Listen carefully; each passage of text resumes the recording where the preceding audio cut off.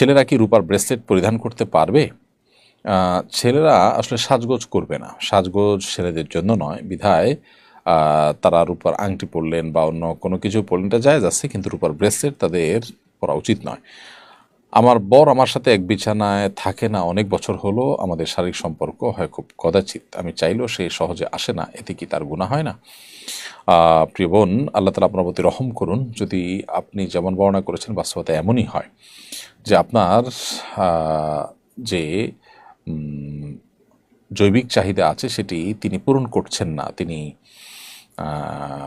এক্ষেত্রে অবহেলা করছেন কিংবা শারীরিকভাবে অসুস্থ, এদিকে আপনি এই অবস্থা চলতে থাকলে নিজের চরিত্র নিয়ে আপনি শঙ্কায় থাকেন, তাহলে সেক্ষেত্রে তিনি শুধু গুণাকারী হচ্ছেন তা নয়, বরং আপনাকে এই সংসার থেকে বিচ্ছিন্ন হয়ে অন্যত্র বিয়ের চিন্তা আপনাকে করতে হবে, যদি সেই সুযোগ আপনার থাকে।